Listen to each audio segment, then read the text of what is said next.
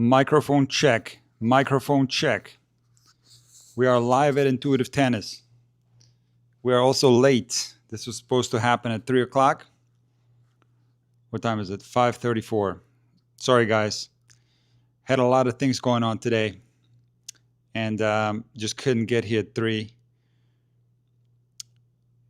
For you guys that are not familiar with these Monday live streams after a Grand Slam tournament, take a look here. There's a board. We have topics. Not that many today, but I'm going to go through each one of these topics.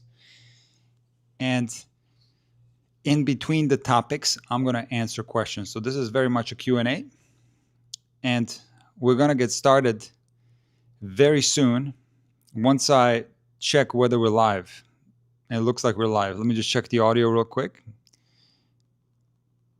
We're also late. Okay. We got it. All right. We're good.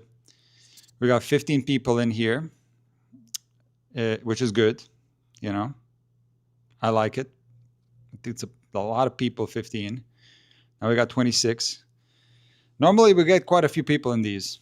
I think in some of those Sincaraz finals, I think I had like 600, 700, 800 a few times on a Monday afterwards. So we're going to get started here in a second, guys. And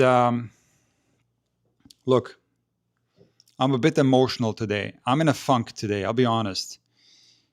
And it's because of Rafa. All right? So let me explain what I mean by that. I watched the Rafa documentary. It's a series on Netflix. And let me first tell you, because you might not know, that I'm a huge Rafa fan. Right from the get-go, you know, even 2004, then of course 2005 when he came on the scene, you know, especially some of those matches in Miami against Federer early. I mean, I became a huge fan of Rafa. I'm not really a fan of Spanish players per se. My favorite player when I was growing up was Andre Agassi. I had a poster of Agassi in my room. When I was a kid, I had a poster of McEnroe in my room. And that kind of shifted when I got to college. I turned into a Sampras fan. So it was Agassi first and then Sampras. You know, when Sampras beat Agassi in his last US Open in the final, I was cheering for Sampras. So it's weird that I got this connection with Rafa. But there are millions of people just like me. And I've gotten to know quite a few of them. Fellow super fans of Rafa. And look, for you guys that don't know, and it's going to be important context for my review of the Rafa documentary, I used to play tennis. You know, I didn't start early because I grew up in Split, Croatia. My dad was the head coach for the women's team it was Yugoslavia back then, at the tennis club Split. And we lived right across the club. Like I could see the courts from my balcony. But despite that, I had no interest in tennis. My dad gave me, you know, some lessons once a week, but I had no interest. It was only when I moved to Germany at 9 years old that I became interested in tennis, simply because I didn't speak German, and I started hanging out at the tennis club every day. And I kind of developed a passion for tennis that way. And then when I got good, because I was so bad in the beginning, as I've said in many other live streams or videos, I'm not naturally gifted for tennis, even though I'm 6'5". I'm not that great of an athlete, relatively speaking, compared to the guys that you see on TV. So not the greatest athlete, and I was very bad in the beginning. But then I had a growth spurt, I think around 12, 13, and then I got really good because I practiced a lot. I practiced every day for several hours. And once I got good, I became obsessed with tennis, and I wanted to be a professional tennis player. And, the only thing I cared about is playing tennis. That's really the only thing I did. Now, thankfully, my dad taught me how to teach tennis very early on. I was teaching my first lessons at 13, and I would even do private lessons. So I always gave lessons, which was a blessing because I, got the repetition as a coach early. But, it wasn't my passion when I was younger. I wanted to be a tennis player. And listen, I normally don't talk about this because I want to be motivating. I want to get as many people into the game of tennis as possible. But anyone that has pursued tennis at the high level, in other words, anyone that's practiced every day for several hours, was ranked highly in juniors in their specific country, has had aspirations of turning pro, everyone is pretty much in the same boat. And it's a daily commitment to the game of tennis, and nothing really matters other than tennis. And you make sacrifices. And to tell you that it's all fun would be a huge lie. And my dad always used to say, playing tennis is very healthy, but playing, high-level tennis or professional tennis is very unhealthy. Why? Because people don't realize the grueling matches, practices they start for many at like 5 years old, and then they go all the way until whenever they stop playing. For a lot of players, it's in the mid-20s. It's after college. That's where a lot of players burn out that are at the high level. And the ones that are good enough to turn pro, they play longer now than they used to, but let's say like between 30 and 40. So you put all these years together, and it's a tremendous wear and tear on the body. It's basically overuse. Anything you can think of on the body gets overused. The most chronic injuries are, knee, shoulder. You can get into the hip, ankles, wrist. They just get absolutely destroyed, from all that wear and tear. So basically, if you play tennis at that level on a daily basis, you're going to destroy your body. And it's far from healthy. Now, there's way more to this, and I'm really not going to go into any details of my journey. I'm going to save that from whenever I write a book called Intuitive Tennis, because, that was my initial goal when I started the Intuitive Tennis YouTube channel. Let's start a book, and I will eventually write it. And it's going to be like part Intuitive Tennis teaching methodology, part my story with tennis, because tennis has been the number one thing in my life. So I'm not going to discuss any details now, but let me just tell you that, me playing tennis prior to going to college and trying to be a pro, and it wasn't fun. I'll be honest with you. I would be lying if I told you it was fun. It was a nightmare. It was constant pressure and constant ups and downs and drama, and it's just people think it's fun, to be ranked highly and to play tournaments and to just play tennis and do nothing else. But it comes with a lot of difficulties, pressures, and so on. And again, I'm not going to go into any details. And everybody's kind of in the same boat, but some people handle it better than others. So I'm not going to say that everybody handles it the same way. And all the people that I grew up with, some I was envious of, some because they seemed so happy when they were playing tennis.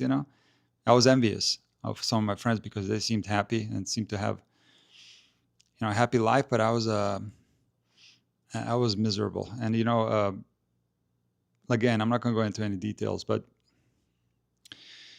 during this Roland Garros tournament, I attempted to watch the Rafa documentary, and I couldn't get through it because it was very emotional for me. Now, I'm not going to spoil this thing, so don't worry. It's not going to be a spoiler at all. But I'll tell you a little bit about it and why it affected me so much. So again, like I said in the beginning, I'm a huge Rafa fan. And when I started watching this thing, I understood what it was.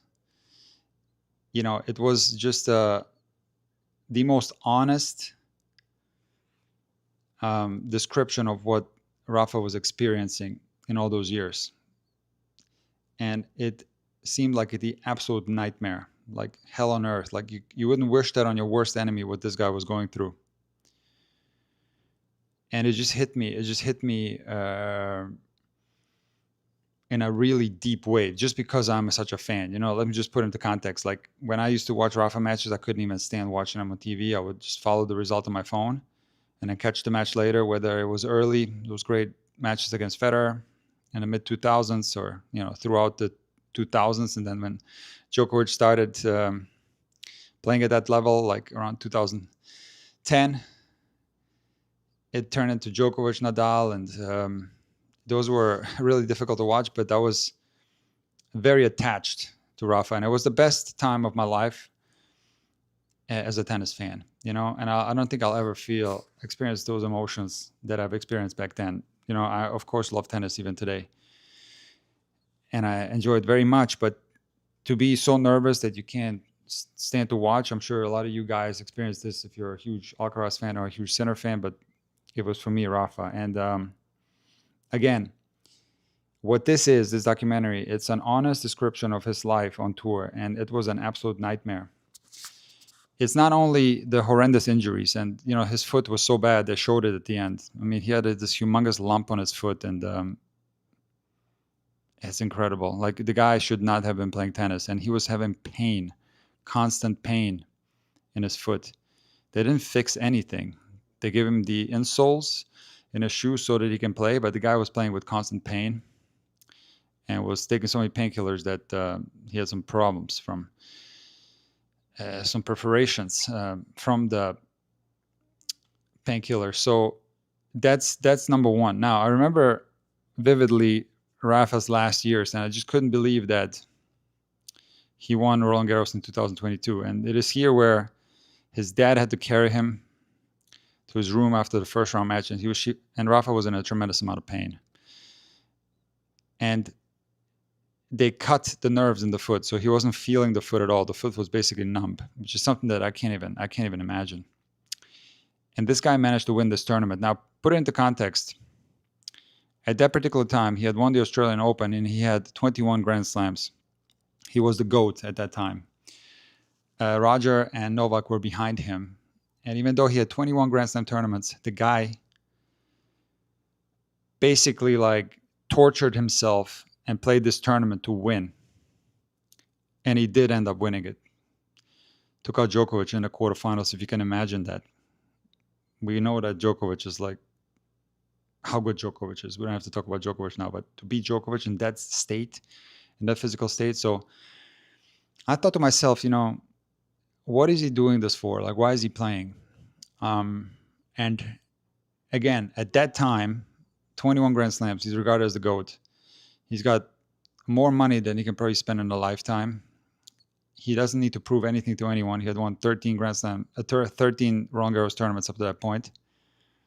He can barely walk. He's walking on crutches. His dad is carrying him to the room. What's the point of the torture? But I understood that we're dealing with a 1 in a billion type athlete. This is very similar to a Michael Jordan or to a Novak Djokovic. This is a guy that will go to the death just to compete and to win. He's the ultimate competitor. And that's basically what this documentary is all about. It's about Rafa as the competitor at all costs.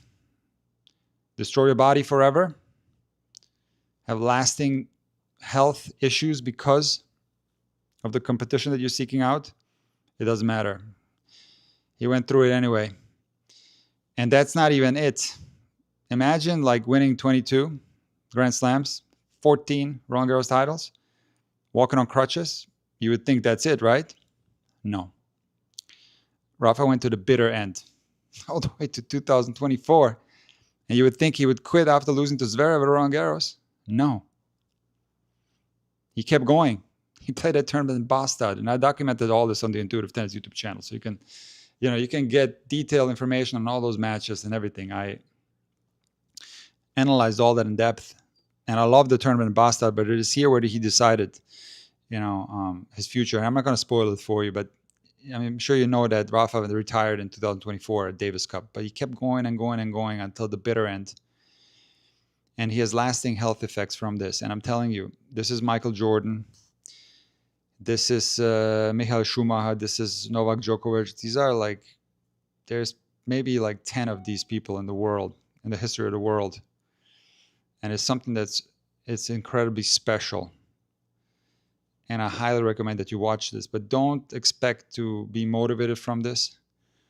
don't expect, for this to be a fun ride. Expect this to be a hardcore description of what it's like to play tennis. Now, the reason why I started describing some of my problems, and certainly I'm not comparing myself to anyone on tour. You can multiply what Rafa was experiencing on anyone else on tour to what a guy like me was experiencing, who was playing like, junior tennis and then club tennis in Germany, and then eventually ended up going to the US to play D1. Like what I was experiencing, you have to multiply that by 10,000 and you'll get to what Rafa was experiencing. So this is not a comparison, but after all, tennis is tennis, and we all do the same thing. We all start young and we play all day, and it's similar experiences. And some of the other stuff that Rafa was talking about, some of the mental hurdles, I'm not going to get into it now, but it wasn't all physical. It was, of course, other injuries too, tons of them, but it was also mental issues.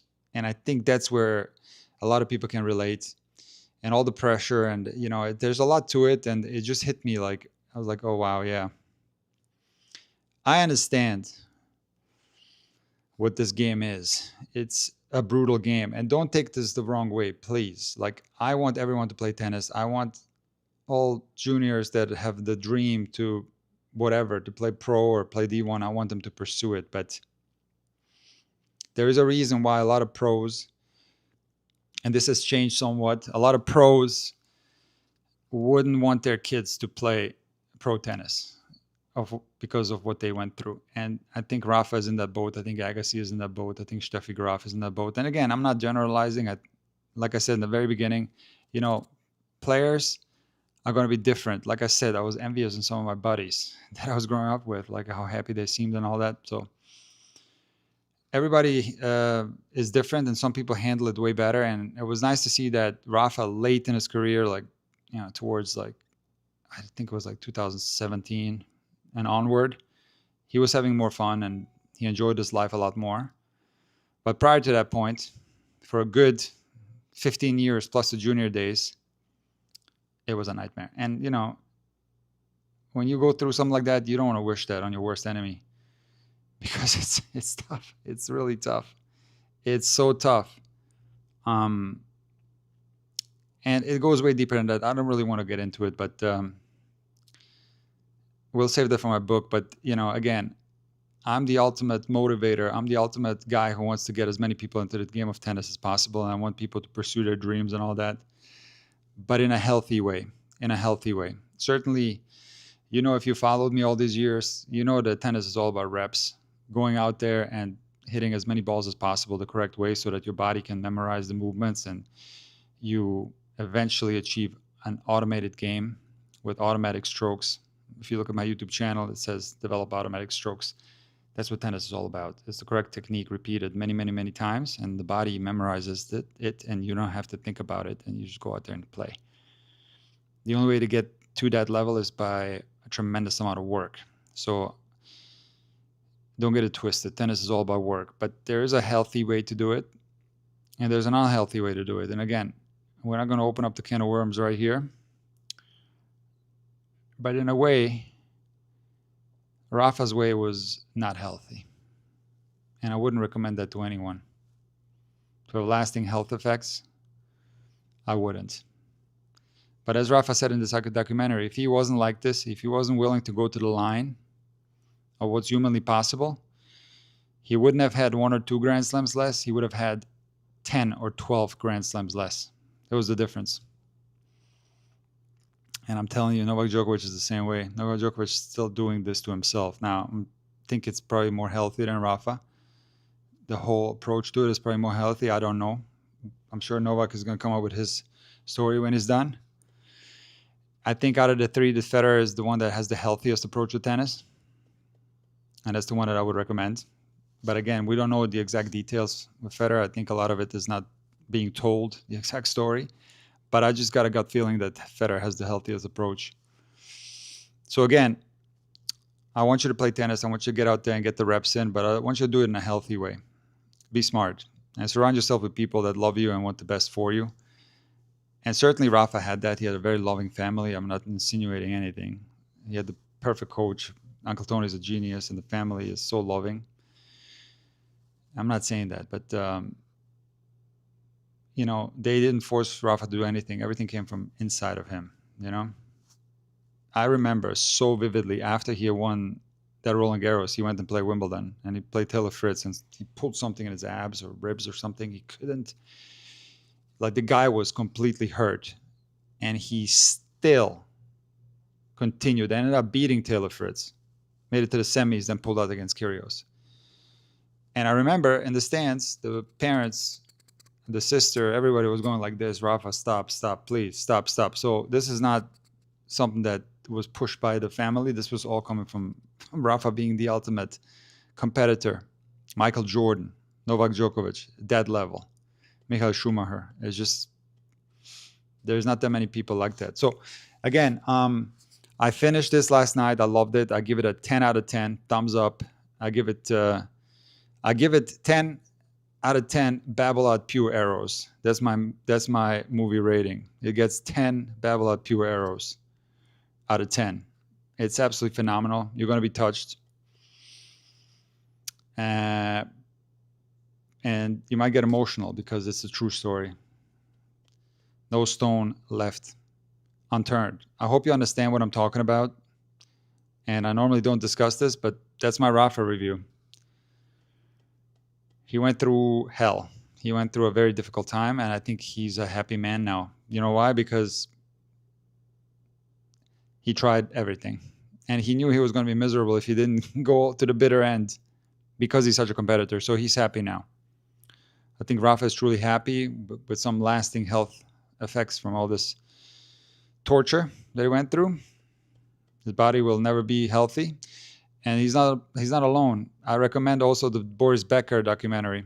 I don't know if it's still on Netflix, but I watched it, and Boris Becker is even in a worse shape than Rafa, I think. His body is completely destroyed. So this is the game of tennis. Like my dad said, tennis is a healthy sport, but professional tennis is a very unhealthy sport, and it'll just destroy your body, guaranteed.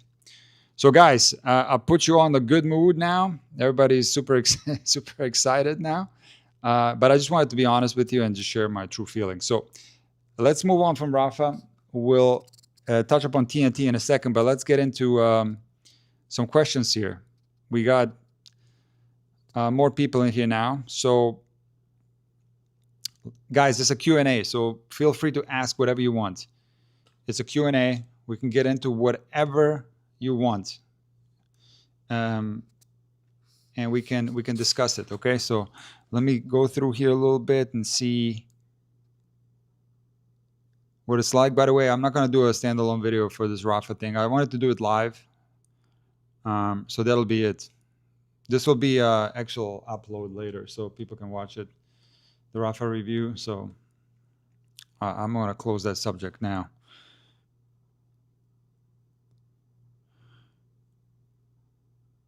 Nice to see you guys. Yeah. Okay, no questions so far. At least I'm not seeing any.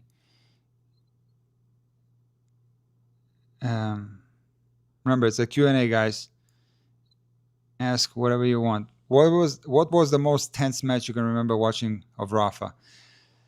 Oh, that's so easy. The Wimbledon final 2008.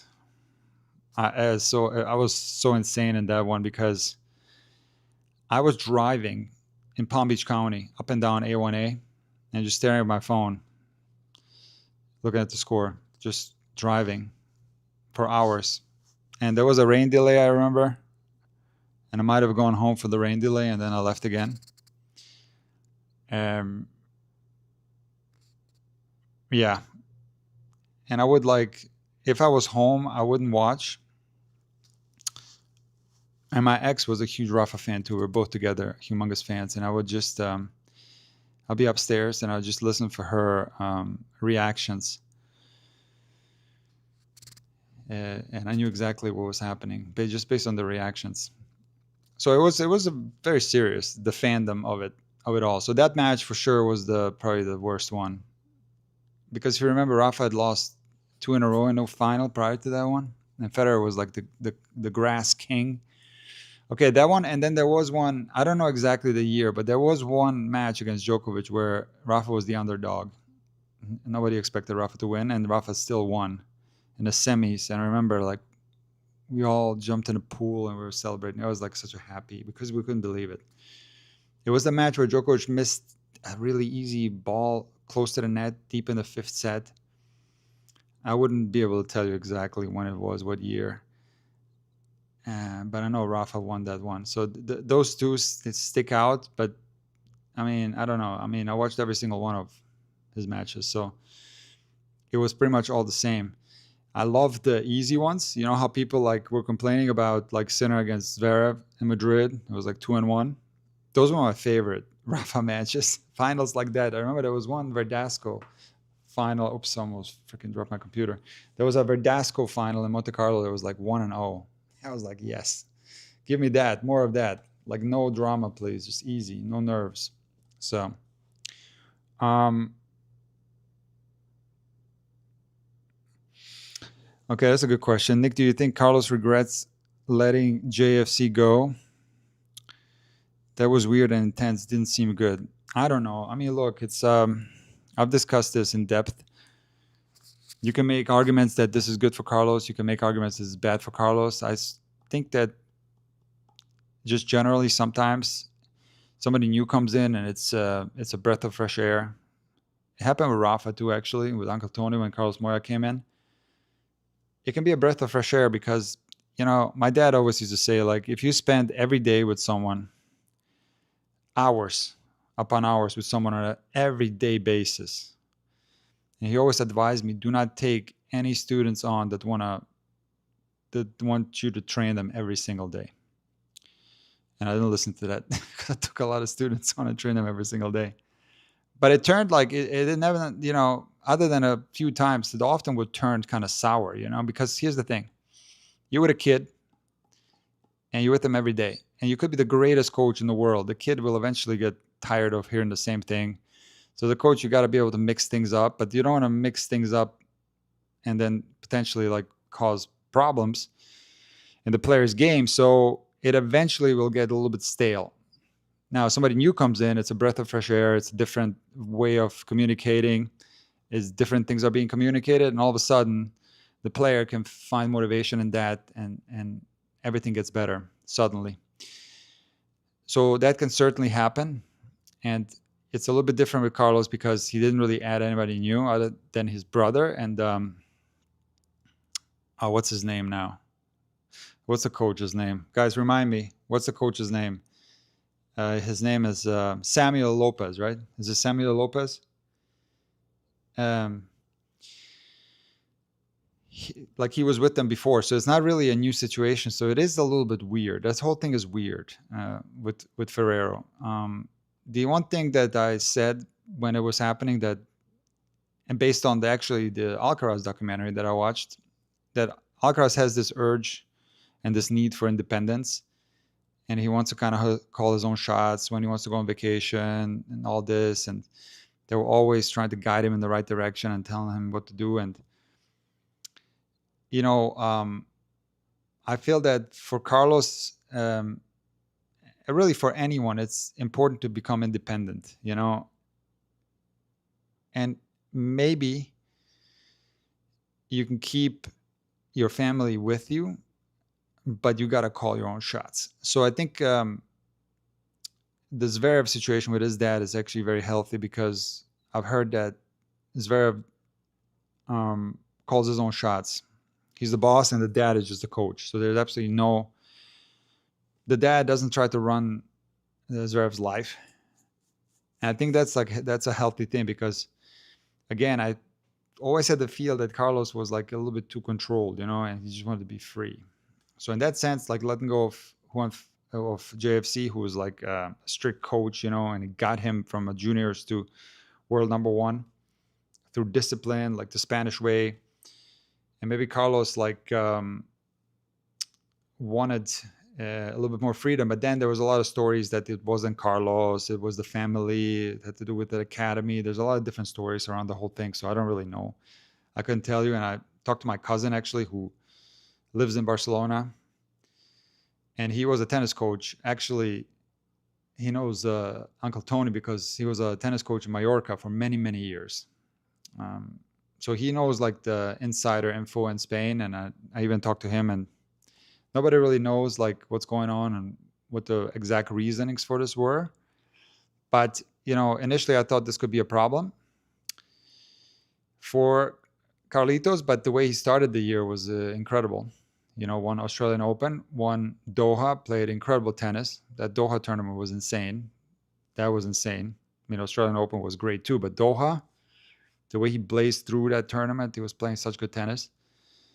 And then, some up and down results started, but I didn't think it was, other than Miami, where he lost to Korda, beat Fonseca, and then lost to Korda, lost to Medvedev in Indian Wells, but it was semis. And then final Monte Carlo, I didn't think it was like that poor relative to his level. So I don't think Carlos is doing way worse without JFC. I really don't think so. And I'm really bummed that he got hurt, because I was so looking forward to Sincaraz clay finals. I was so looking forward to it, and we didn't get it. But, health comes first. Rafa actually had the same injury as Carlos twice. And Rafa said that Carlos is doing the right thing. You got to take time off, and then you're going to be safe. Playing through this could be an absolute disaster and could be career threatening. So the fact that he played an extra set tells you that that's something that you can probably play through, and that he had, because he hurt his wrist in the first set against Berrettini, and then played a second set. Actually played better in the second set, won 4-2. So he played the second set with the wrist injury. So it's something that some players will push through, but then when you get into a tendon tear, in accordance to some of the people I talked to, that's something that could be career ending. It never really recovers 100%. Requires surgery too often. So they want to avoid this, and they're avoiding it. They're doing the right thing. They're resting, and he'll be back for probably Canada, and hopefully we'll get back to Sincaraz going deep, because that's the best thing that tennis has to offer. We shall see. Do you agree with Agassi's statement about flaws in Sinner preparation? Okay, we're gonna get into that with Sinner. That's the third topic. I got some info. I actually read up on some things today. Was translating things from Italian today, so I'm ready for that, to give you an educated viewpoint on what's been happening with Sinner in relation to Agassi. So we get to that. Anthony's in the house. Is the flat topspin forehand going extinct on the WTA Tour in favor of heavy spin, or will there be flat hitters? There are flat hitters on WTA Tour. No, it's not going extinct. There's still flat topspin forehands. A lot, but not as many as it used to be. I just watched Ana Ivanovic play the Legends, and she has like that forehand you don't see anymore. The Ana Ivanovic forehand you don't see anymore on the tour. So, Anthony, you're right. It's a little bit going in that direction. You see more and more heavy topspin, even on the WTA Tour, certainly, especially at the top of the game. But still, you still see it a lot. Even from someone like Rybakina and some of the other flat ball strikers. Okay, let's get into something very interesting here. Guys, you see the second subject here? TNT, guys. TNT. Wow. Did I read bad things about TNT? And I can recommend Threads. It's really good for tennis. There's a lot of good stuff on there. I used to always go on X to read up on tennis, but now I found myself going on Threads, and it's good. Threads is good. And boy, oh boy, are people complaining about TNT. And it's so funny, because I did the same thing last year after Roland Garros, and I had the same subject, TNT, and I was praising it so much. I thought it was like exceptional. I thought it was so good. Loved it. I remember last year they had Agassi in the booth, and they also had like Andre Medvedev there, and there was a fascinating conversation between Agassi and Medvedev. They played in the final against each other. I thought it was great, and I never forgot that. But I do think that it got a little bit worse this year for some reason. I don't know exactly why. It felt better last year. I think it was somewhat difficult to find the programming on the HBO app. and that's where I watched most of the stuff. I was trying to find the Mac Zone because I'm a big Mac fan, and we'll talk about McEnroe in a second. But I was trying to find the Mac Zone, and it was so hard to find the Mac Zone. I mean, when I found it, it was great because they would go from court to court, and they would have guests. I think they had Djokovic in there. They had Rublev in there. It was great. Really cool studio too. So that was awesome, but it was not marketed properly. It wasn't promoted. All you would see on TV was that long desk they had, and it was like Sloane Stevens, Caroline Wozniacki, John Isner, Sam Querrey, and the host in the middle. I don't know his name. And I wish they had more Mac Zone on TV, and maybe it was on a different channel. I don't know, but it was very difficult to find. And so that part was no good. Now, when it comes to the actual broadcast, I thought there was a lot of mistakes. I'll be honest.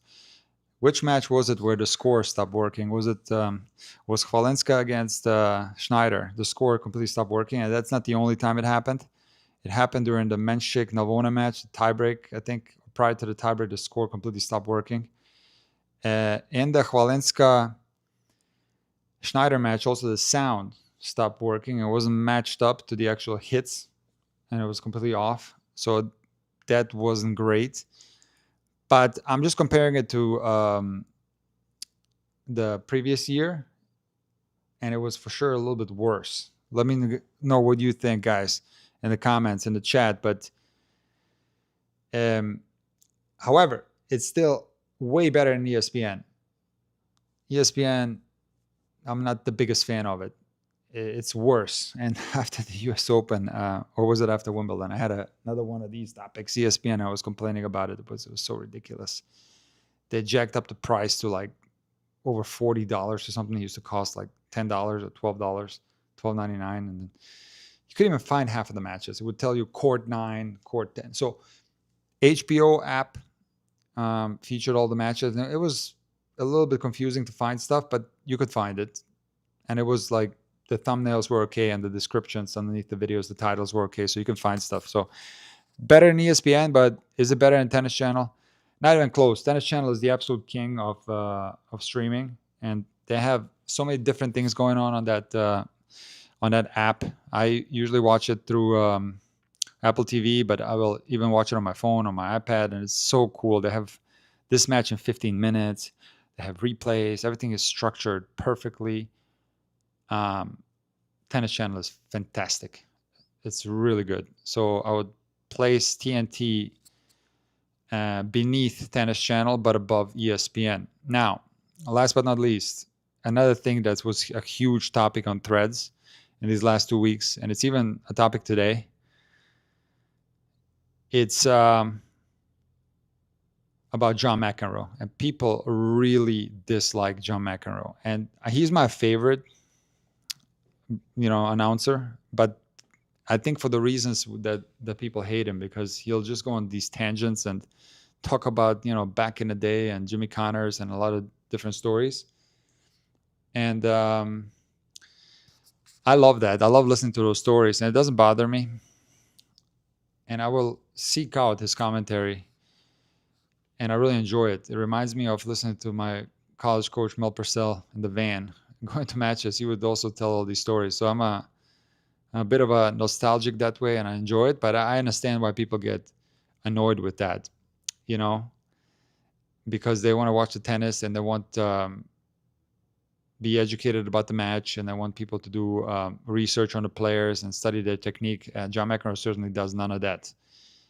That is clear, People are very hung up on the pronunciation, and listen, for me, it's like I've been a foreigner living in Germany and USA. Nobody knows how to pronounce my name, so I'm very easy on the pronunciations. It doesn't bother me one bit if somebody doesn't know how to say a name. And I'm not going to get into pronunciation now, but certainly I try. Like when I try to learn names, I try my best, and I'll spend some time like looking it up, and I try my best. And John McEnroe doesn't do that. And according to a lot of people on Threads, he'll say stuff wrong, and people are so upset with that. There was even an article written last year in the Washington Post about this exact thing. And this year, just people want him out. And I wonder whether TNT is aware of this, because I'm telling you, I've seen this a lot. And again, I wish not. I wish John stays because he's one of my favorites. So that's about TNT. That's about the broadcasting. Let's get into some questions in here, and then we'll jump on to the next topic. The tennis community and the tennis threads are really nice, really fun. A lot of friendly exchanges with people. It's really nice. Yeah, I agree. Threads is way better than X because X features a lot of toxicity regarding tennis. A lot of toxic stuff on X. And I feel like Threads is way less of that. There's just tennis fans, writing about tennis, and there's a lot of back and forth. There's some toxicity there too, but nothing compared to X. I really prefer Threads. Let's see here. Which active player that remind you of Rafa mentality?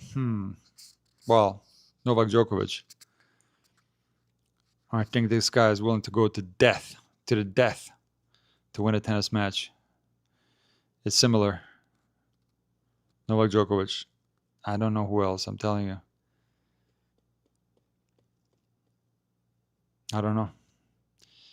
Certainly level-wise, Sinner and Alcaraz, but we have to see, I mean, that match that they played certainly was an indicator that they're like that too, this is a good transition now to talk about Sinner. All right, next topic is Sinner. And somebody asked about Agassi. For you guys that don't know, Agassi said that Sinner didn't hydrate properly. I don't want to misquote him. Listen, I don't know what he said. Let's put it that way. But he said something in the regards of Sinner not taking care of his preparation or his hydration or something like that. Something to that effect, okay? And the video that I made on the Sinner loss to Cerundolo, I got a lot of interaction. I don't really know how many comments. I can look it up. It doesn't really matter. But it was like, I don't know. It was at least 500. Maybe it was like 700 or something. People were going insane in there. And I kept repeating, like, listen, Yannick said that it wasn't that hot out there. He didn't feel good. He didn't sleep well. Okay? And people just ignore that completely. And they think that he had a heat stroke. Yannick said in the post-match interview that he didn't feel well. He didn't sleep well. And I've said this so many times on my channel. Yannick Sinner certainly, it's not perfect in the heat. Like, he has trouble sometimes. He had trouble against Rune, Australian Open 2025. Shanghai against Griekspoor, he had trouble in the humidity and the heat. He had trouble against Spizzirri this year, Australian Open. I think Cincinnati was sick against Alcaraz in the final. Let's see, what else? I don't know. Maybe there's a few other matches, right? So certainly you can find examples of Yannick Sinner struggling in the heat, but someone that really struggles in the heat wouldn't have had the results in the heat that he has had.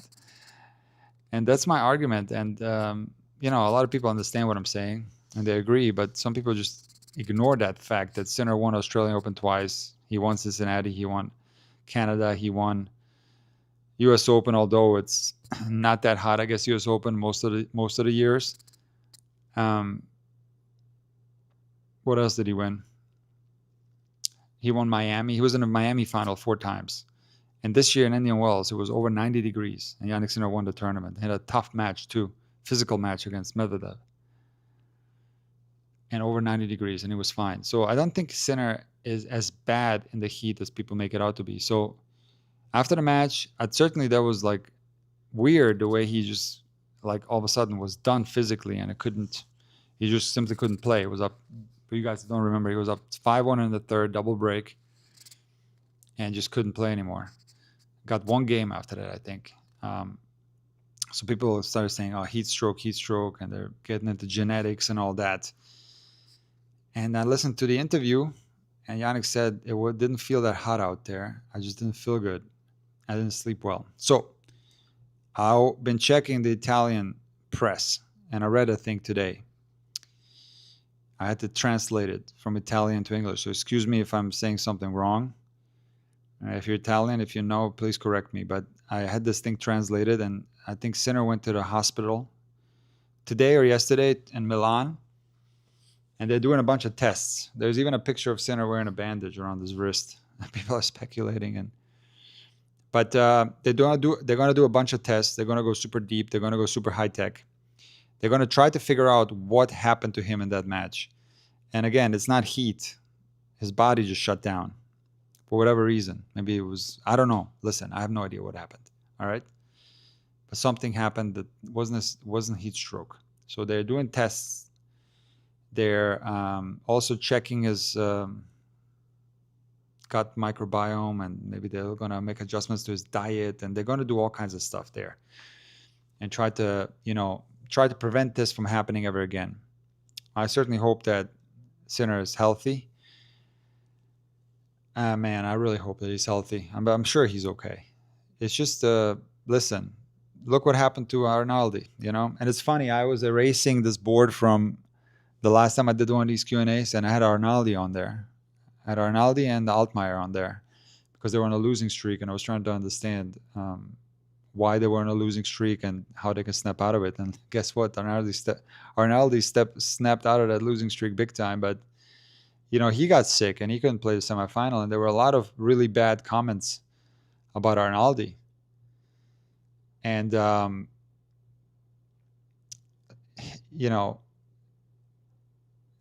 I've been sick, really sick, where I just couldn't play. And there's degrees to it. I'm sure it's like there's, when you're not feeling well, maybe you even have a little bit of a fever, you could maybe play, but the guy could not play. And I'm sure he would have if he could. So I listened to him. I give him the benefit of the doubt. And also in the context of what he was able to achieve in this tournament, it was nothing short of heroic. And he would have needed 20-something minutes to break the all-time record for time spent on the court by just playing this match. The guy is the absolute marathon man. He was incredibly heroic to fight like he did in the match against Tiafoe after having spent all this time on the court and winning the previous match 7-6 in the fifth, and just really playing incredible defense, not giving up, fighting. So instead of talking bad about Arnaldi, calling him soft and this new generation of tennis players is terrible. No, listen, the guy, just watch his matches. The guy was fighting like crazy. Couldn't have fought more. And so I'm sure he was sick. So listen, I don't think players are liars in post-match press conferences. Certainly some maybe are, but I don't perceive Yannick to be a dishonest person. I don't perceive Arnaldi to be a dishonest person. I just listen to them, and I believe what they say. So, Sinner, he's trying to figure out, I think, with his team, what happened, and I think they're trying to prevent this from ever happening again. And it's not the heat, but the heat is certainly a factor too. I'm not saying Yannick Sinner is perfect in the heat. I never said that. There are a lot of examples where he struggled. And maybe even here was a combination of him not feeling well and the heat. Could be. I'm not saying he's perfect in the heat, but it's not like people make it out to be. They say, oh, Sinner, he can't go deep. If the match lasts longer than 3 hours, Sinner is done. He's so weak. Look at him. Please. This guy is number one in the world. He went on an absolute rampage. Won every tournament. Won tough matches. He beat Medvedev in a final of a Grand Slam in Australia in 5 sets. He had that incredible match with Alcaraz, Roland Garros last year. The guy's a beast, and he's an incredible athlete. And I'm sure he's incredibly prepared, or these results would be impossible, in my opinion. So people are so simplistic when they discuss Sinner, and they just oh man, there's a perfect word in German. I'm not going to say it, but it starts with klug and then ends with something else. They just think that they can diagnose Sinner from far away and they know exactly what he needs, And it's just ridiculous. The guy's number one in the world, and he has people that care for him deeply, and he's got a staff of people that are the ultimate professionals. And to assume that nobody knows what they're doing with Sinner, and despite him having all these results and examples of tough matches and physical accomplishments, I don't make that leap. I really don't. Oh, you know what? I forgot to put Serena on here. I was gonna have Serena on the board. I forgot. Let's let me make sure I discuss Serena. Hold on, let me write it down so I don't forget. Because I just saw her on TV. I do want to talk about Serena. Let's see here. Sinner. Hold on, where can I write it? SW. Hold on. S dub. They're right there, Serena. So we won't forget. So that's my viewpoint on Sinner, guys. That's what I think about it. Now let's go on to some more questions. Oh, here we go. GMAC TV. Can you make it into top 200 of the world when you start tennis at 18 years old?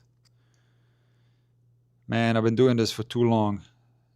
Because, you know, I've had, you guys probably don't know. Some of you that just recently started following me. But this has been a huge thing on my channel. This, am I too old to turn pro?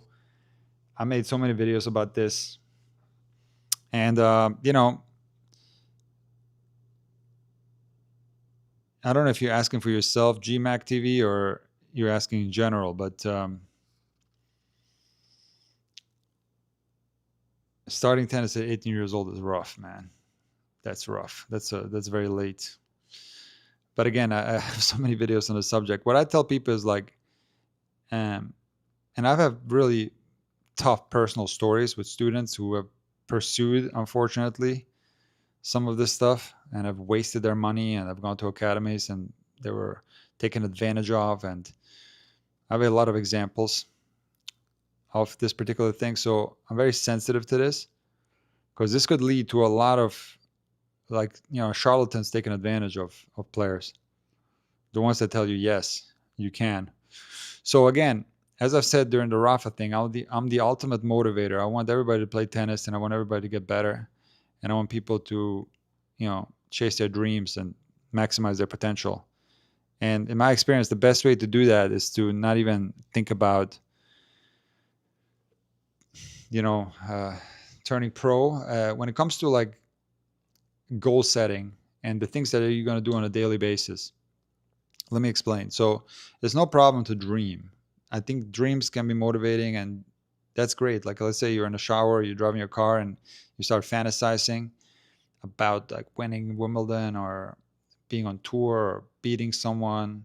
I think everyone has that.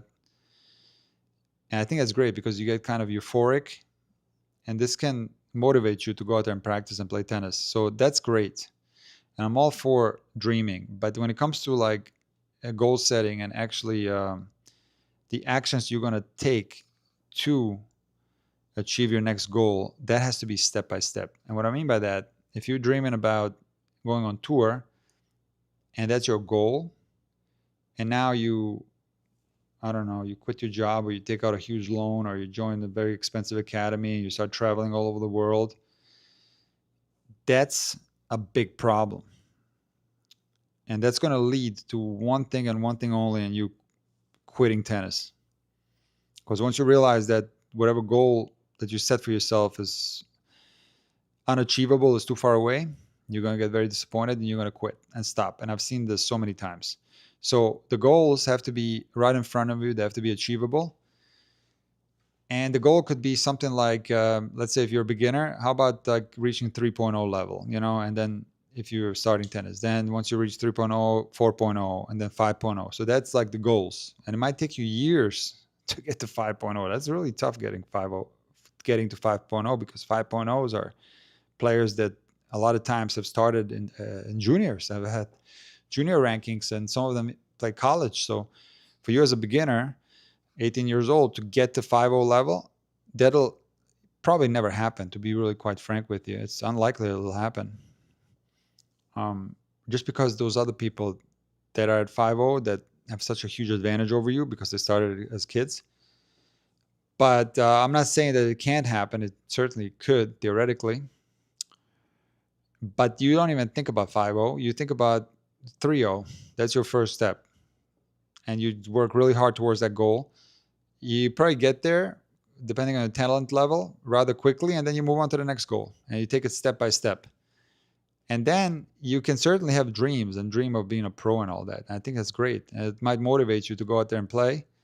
And it's fantastic. But, don't make that your goal, because you might do something really stupid and waste your money and get taken advantage of by people that want your money. And like I said, it's only going to lead to you quitting tennis. So that's for that. What we got going on in here, guys, in the chat? Let's see.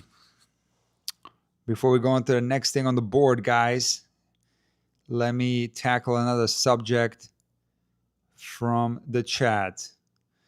Oh, okay. The guys are talking about Sinner. He went to the Juventus Medical Center last week for other tests. Okay, that's cool.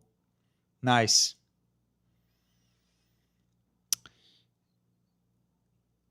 San Raffaele Hospital. Yeah, that's the article I read. It was San Raffaele Hospital. That's the one I read, the article. I read two of them, had two of them translated. So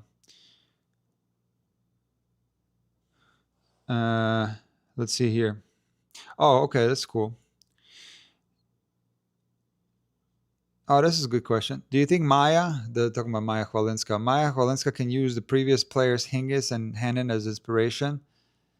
That crafty off-pace play can still get to the top? Well, look, I mean, she's at the top now. What's her ranking? 21? I'll look it up. But she's at the top already. She's did it. She made it. So it's not like she's trying to get there. She's already there. Now, are you talking about the top?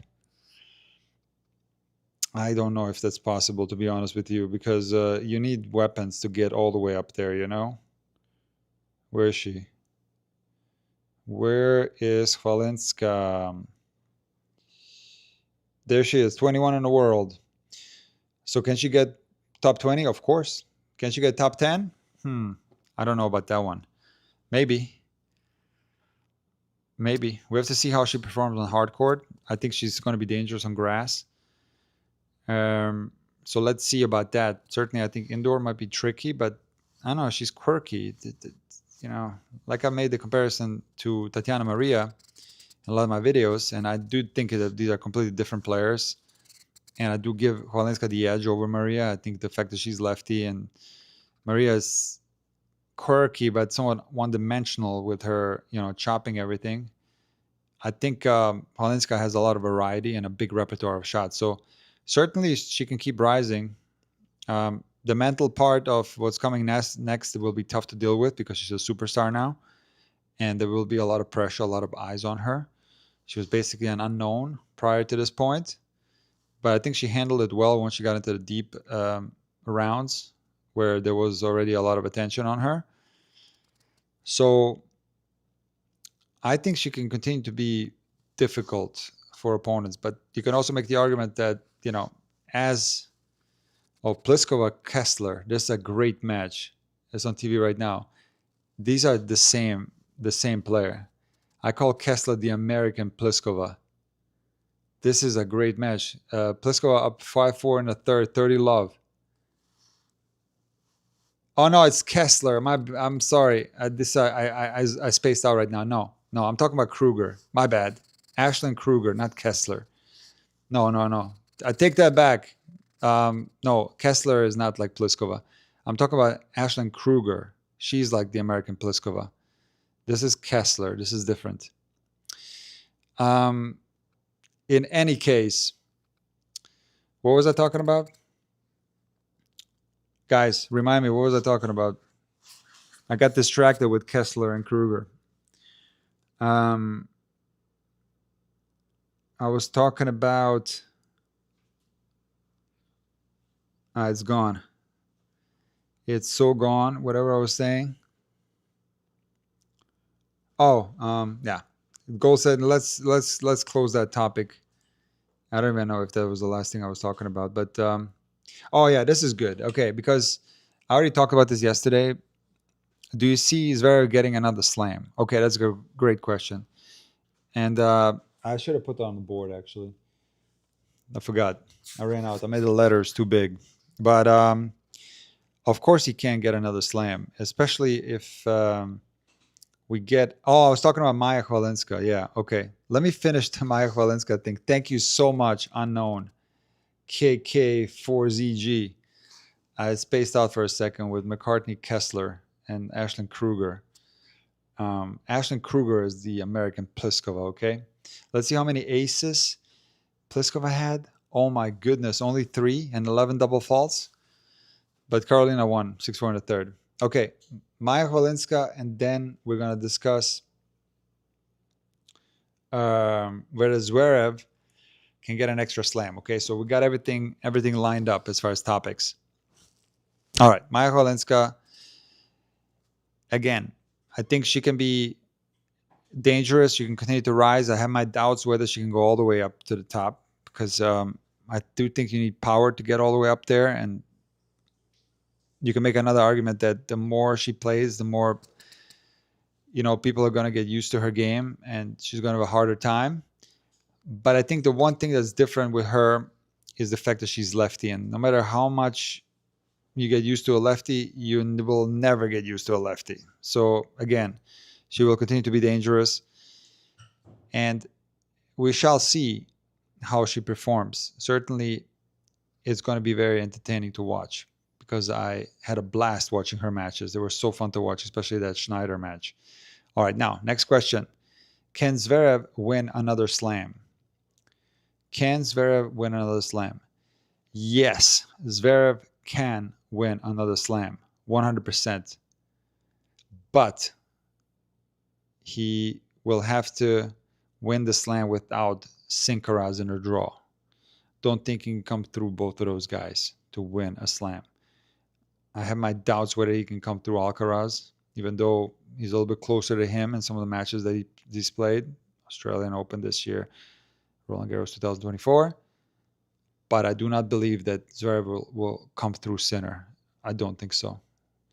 I don't think the fact that he's won this tournament changes that fact. I think there's a level discrepancy. People say it's like he's mental against Sinner. No, it's skill against Sinner. It's got nothing to do with mental. It started at that Australian Open final in 2025. That's when Zverev realized that, Sinner was just a better player, that he's gotten so much better because prior to that, he had beaten him. So that will be very difficult for Zverev to come through on any surface. It doesn't matter. Grass, clay, hard court. It'll be very difficult for him to come through Sinner. I have my doubts that he can do it. I give him a higher chance in a best of 3 than a best of 5, actually. And we saw what happened when the best of 3. They played each other a lot. I mean, how many times? Since that Vienna match, they played each other they played in Paris. They played ATP finals. Paris, Zverev was injured or sick. So that one, can't really count that one. But the ATP finals was a comfortable match for Sinner. Then they played Indian Wells, Miami, Monte Carlo, Madrid. Right? And those were, except the Miami match, I think that was the second set was 7-6. Those were beatdowns by Sinner. No chance was Zverev. Now listen, you're not gonna make a semifinal if you're playing poorly. So Zverev has had a very consistent year. He's been going deep in every tournament except Acapulco. He had a little bit of a hiccup there, but every other tournament he was going at least semis. And he got destroyed by Sinner. So I don't think he's coming through Sinner best of 5. So can he win a Grand Slam? Yeah, if Alcaraz, Alcaraz is not going to be at Wimbledon. So, even though grass is not Zverev's favorite surface and he's never had the same type of results on grass that he's had on other surfaces, even he still made it to the Halle final twice. So I don't think he's that bad on grass. I think this year he might do something big this year. We'll see. But on the hard court, If Alcaraz is back, I don't know what kind of Alcaraz we're going to get, right? Is it going to be the same Alcaraz? I don't know. That's a question mark a little bit. I hope so. But I think we're going to get the same Sinner from before. I don't see Sinner dropping his level. And so if something happens to Sinner, like a freak thing, like it happened at this Roland Garros tournament, who is the next guy in line to win a Grand Slam tournament? Maybe with the exception of Wimbledon, it's Zverev. He's the best player. I don't think the difference between him and a Sinner. I think the difference between Zverev and Sinner is bigger than the difference between Zverev and the rest of the tour. But I do think there's a difference between Zverev and the rest of the tour. Now, there are some exceptions, like he has a hard time against Taylor Fritz. He's lost to him a bunch of times, everywhere, pretty much, Grand Slam tournament. So it's not like he's... There are a couple of guys that cause him trouble, but Taylor Fritz, for sure. But there's still a discrepancy in performances at the most important tournaments. Zverev is above the rest of the tour in that regard, especially in important tournaments. So... can he win? Yeah, of course he can win another one. He can win more than one. He can end up with 3-4, but that'll depend on Sinner not being there in his path. And it'll depend on Alcaraz not being at the same level. So I have, like I said, I have big doubts whether Zverev can beat Sinner. And it's not mental, like people are saying now. Zverev is going to play more freely. No. It's not all mental. Zverev is an exceptional player. There's a reason why he plays like the way he plays. And I'm not going to get into it now, but there's just a skill discrepancy. That's all. It's skill. Will Sasha Slam break the Sincaraz dominance? Well, that's exactly what I was talking about right now. You know, I don't think so. Okay, let's see what we're doing next. Let's see what we're going to do next. Here, should we go into the next topic? Actually, let's get into the questions a little bit and see what's going on.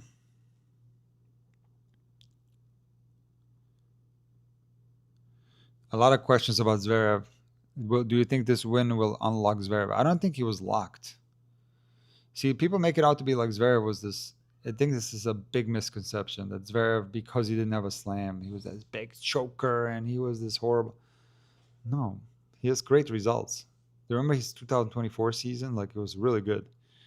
Final Roland Garros, up 2-1 against Alcaraz, won Paris. The guy is, he won Rome that year, I think, right? Didn't he? The guy's a big title champion. He's got 7 Master Series titles, 2 ATP finals. Like, the guy has had a great career. Has he choked some matches? Yeah. But I was telling, like, that he was called a choker so much. I would just simply ask people, like, list all the matches that he's choked. And people past that, Dominic Thiem match at the US Open, or maybe the Darderi match this year in Rome, you start thinking, okay, wait, where did he, what else did he choke? Then maybe you can say, okay, Australian Open this year, Alcaraz, and you start thinking, okay, Nadal, Indian Wells, and then you start scratching your head. Wait, what else? Let's see. It's hard to come up with matches that he's choked, so it's a gross exaggeration. And then, to be fair, other players, every player has had matches like that. Everyone, even Roger Federer, has had matches against Djokovic, a couple of them, where he should have won, had match points on his own serve, and lost. You don't call him a choker. So, that's... again, I'm not saying that Zverev was perfect in some big matches. He certainly was passive at times, and so on. But it's an exaggeration because this guy is a big title champion. And so, will this win unlock something? No, I don't think anything was locked, other than the slam title, which he has now. But again, if the slam title has to come against Sinner or Alcaraz, there's not mental. It's a skill thing. Maybe Alcaraz is not a good example because he plays Alcaraz really well, and I said played really tight matches against him. But against Sinner,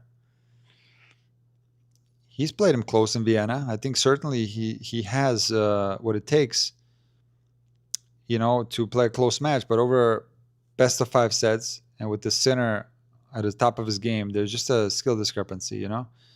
It's that Sinner strokes, with maybe the exception of the serve, are as good as Zverev is. Sinner is just better in all aspects. He moves better. He's got better forehand. He's got a better backhand. He's got better defense. He's got better offense. Everything's better. And the serves are very even. I think maybe Sinner's hold game is even better than Zverev's. So it's just a skill thing.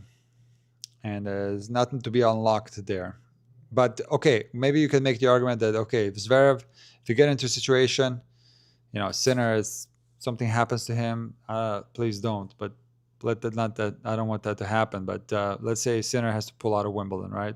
Maybe that's a bad example. Let's say Alcaraz and Sinner have to pull out of US Open. Maybe Zverev wins it easier than he did at Roland Garros in the final, because that was a tough match yesterday, and he certainly was nervous. So maybe the second time he's in a slam final, he'll be a little bit less nervous. But like Agassi said on a TNT desk, it doesn't really change that much. Like, you always feel pressure. You always are going to have these, like, difficult things ahead of yourself, depending on what kind of goals you set for yourself. If you want to win the tournament, it's right there. You're putting pressure on yourself, whether you already have a slam or not. It doesn't really matter that much. So,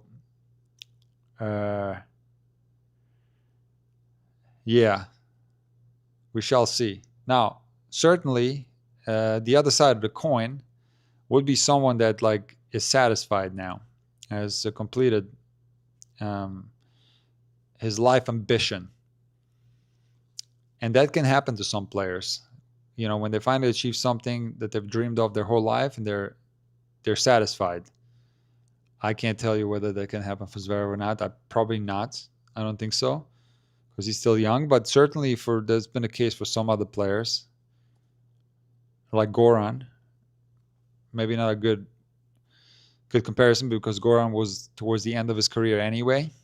But I think he was done after that, winning Wimbledon. He was done. He's achieved the thing that he wanted to achieve so badly, and he was satisfied. So we shall see what happens with Zverev. Let's get into a couple more questions. What do you think of Zverev's game on grass? He's never made a quarters at Wimbledon. Yeah, it's true. He's been in the final of Halle a couple of times. That's a very fast court, Halle. It's one of the fastest courts on tour, actually. He lost to Florian Maja one year, and he lost to Federer another year. So, listen, he's got that monster serve, but as we know, Zverev's best surface is clay, and especially the courts of Roland Garros, and in my opinion, especially slower courts at Roland Garros. That's where Zverev finds his absolute best tennis, and time is Zverev's friend. But Zverev has such a monster serve that he can also play really well on fast surfaces. Zverev is also an exceptional mover. So I think he can do a good result on grass. Of course, it depends a little bit on the draw, but I think Zverev can go deep. It's going to be no Alcaraz. He's going to be seeded 2. He can go deep. He can go quarters for the first time, and maybe even deeper, maybe semis, maybe final. I do think he's got it in him. Especially if he makes it through the first week and grass gets used up and it starts playing a little bit more like clay behind the baseline. I think Zverev can do well. But certainly it's not his favorite surface, because in my opinion, time is Zverev's friend. And we all know that grass doesn't give you that much time.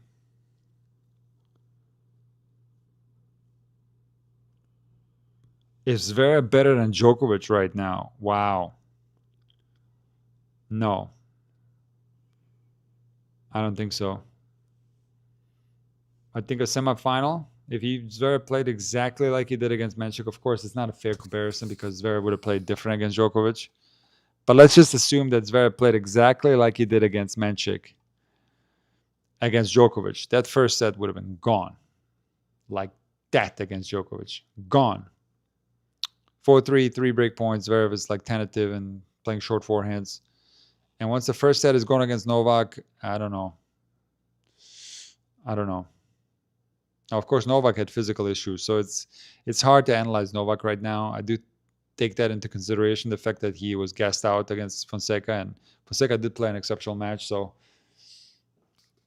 eventually we have to, like, I'm going to have to start thinking about Novak in a different way. But let's just say that Novak has plenty left in the tank, so to speak, and he plays Zverev. Zverev not coming through Novak. I'm sorry. He's just not. Like last year, he lost to him in the quarters. But as Djokovic that's gassed out, maybe, I don't know. Maybe he can. So it depends a little bit on that.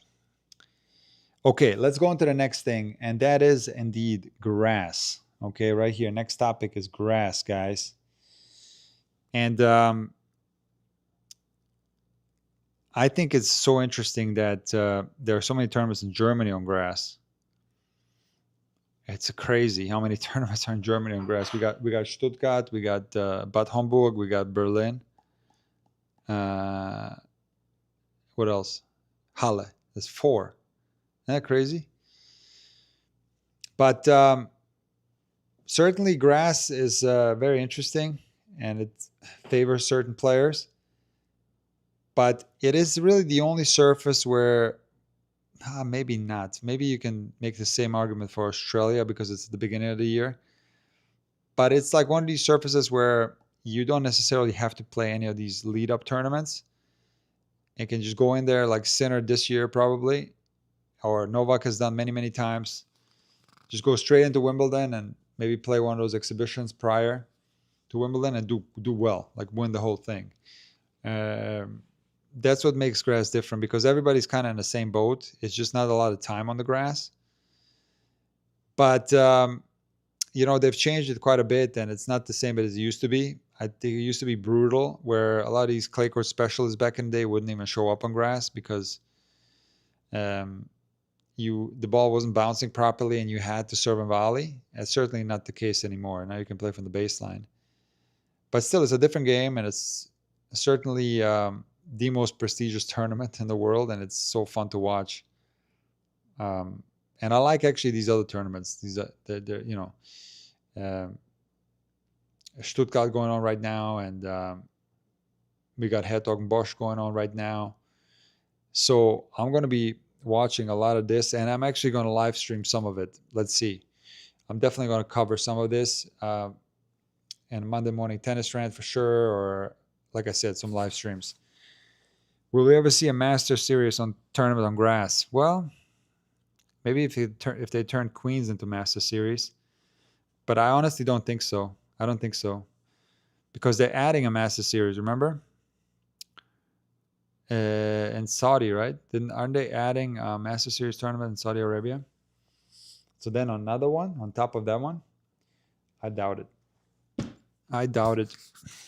Okay. Let's go on to the next thing here on the board. What we got?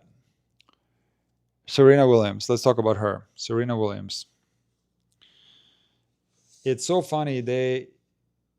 People knew she was coming back because she took herself off or she registered to be, drug tested or whatever. I don't know. I don't know exactly. And people already knew she was coming back a long time ago, and now she is coming back. But only in doubles, and she said, I have no plans for singles right now. So I wish that she played singles. I'm not that into doubles, to be really honest with you. I want to watch it at all. I just don't have time. And Serena certainly is a great doubles player, but I want to see Serena play singles. And if she does, that's going to be so exciting. I think it's going to be very exciting, and I'm looking forward to it. I love comebacks. I think it's great. And maybe she'll come back for Wimbledon and play singles there. Who knows?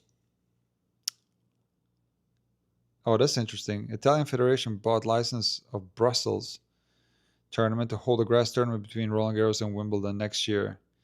It will be in northern Italy, perhaps Monza or Monza, I don't know how to say that, or Merano, Sinner region. That'd be cool.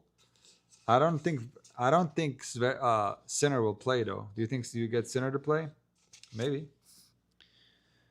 Because I think Sinner signed a contract with Halle, a long, multiple year contract like Federer did. Federer had a 10-year contract in Halle, and I think Sinner has one too. So I don't know. Oh, Anthony, yeah. Nick, you and I both knew she was coming back even before the drug test news. We predicted this. Yeah, Anthony, yeah, man. I knew she was coming back. And let's discuss whether she can be a factor. I certainly think she can win matches for sure. But I remember when she lost to Tomljanovic in her last tournament, she beat Kontaveit in the first round. And Kontaveit, I think, was top 10 at the time. So Serena got a top 10 win, but then lost to Tomljanovic, who played a great match. So I think Serena can play at that level. I think she can beat. Okay, this is going to be kind of crazy, but I have to first see her play. I don't know what she's playing like right now, so I can't really say. But let's just say if she plays like the way she did then, she's going to be a factor for sure. Not at the top of the game, I don't think, or winning slams, but certainly winning matches. But I only saw her hit like forehands and backhands, and that really doesn't tell you anything. I would have to watch a match of Serena. You know, like I watch Venus matches, and I can tell you exactly a more exact opinion on what Venus can do on tour right now. And just watching them hit forehands and backhands tells you nothing. So we'll have to see. And doubles tells you nothing either, by the way. It would have to be a singles match of Serena to know what she can do. Okay, let's go on to the next thing. Actually, let's wait on that, the match. Let's wait on that because I'm pretty much through the board. These couple of things that I left out are just pretty much plugs. Guys, remember, there's a Q&A. You ask whatever you want, okay? You ask whatever you want. Let's see here. Hold on, guys. 1 second. Let me see here. Are there any questions, guys?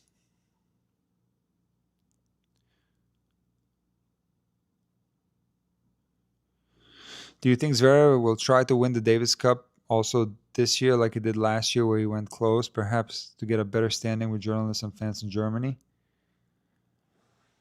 I don't know. He did play Davis Cup last year. I don't remember how Germany did. I think Zverev won his match. I don't recall who Germany lost to. But yeah, Zverev, he'll probably play Davis Cup. I don't know why he wouldn't. Zverev is a high volume player. He likes to play a lot. If you take a look at his schedule at Heven, I think originally had planned to play Hamburg. It's like this: Monte Carlo. He didn't play Barcelona, but he played Munich, right? So Monte Carlo, Munich, Madrid, Rome, and he was going to play Hamburg. Five tournaments prior to Roland Garros. And he pulled out of Hamburg. So this guy is a high volume player. He plays everything. And I'm sure he's going to play Davis Cup. Oh, it is a good one. Do you think Fonseca still has room to improve? What is the most important point he has to improve in your opinion? Wow, that's a great question. I was so impressed with Fonseca. If I was going to rank top 3 matches of Roland Garros, top 3, and you guys feel free to put in your top 3. But I would put in the top 3 2026 Roland Garros, I would put Fonseca Djokovic, I would put Menchik Navone, and I would put Tiafoe Arnaldi. And I would probably put Fonseca Djokovic at number 1. That was the best match of the tournament. That had such a feel of a big final to me. It was just an incredible match. And the way it ended with those 3 consecutive aces from Fonseca, incredible. You know, it was incredible. And then he backs it up with this win over Ruud, which is super impressive. A lot of people thought that Ruud might actually win this whole thing. and then he lost to Menchik, who Menchik played an exceptional match. So Fonseca has made a big step in the right direction. Like, this was such an important tournament for him, and he's made a lot of improvements. I think his serve has gotten a lot better. It's a monster serve. The first serve is so fast.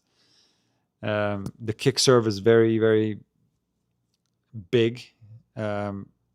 Field game has gotten better.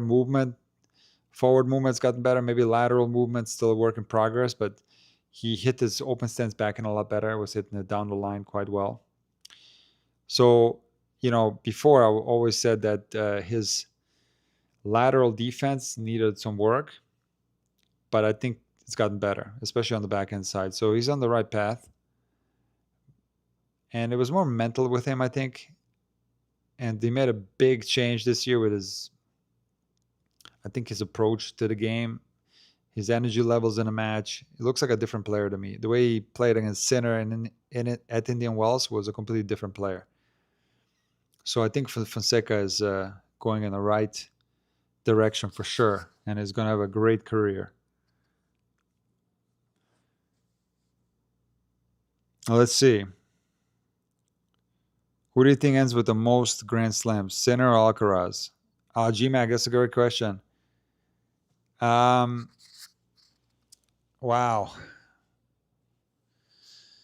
That's tough. Let's assume both are healthy and, no injuries and all that. That's tough. I don't know. It's going to be so even. It's probably going to be like Djokovic and Nadal. It's going to be like going back and forth. This guy's going to have a couple more, and the other guy's going to have a couple more, like up and down. I think so. It's gonna be very close. It's gonna be so fun to watch. So let's just hope that both are going to be healthy and play for a very long time. How many lessons do you teach a day? I do about, I don't know, probably like between 5 and 10 a month.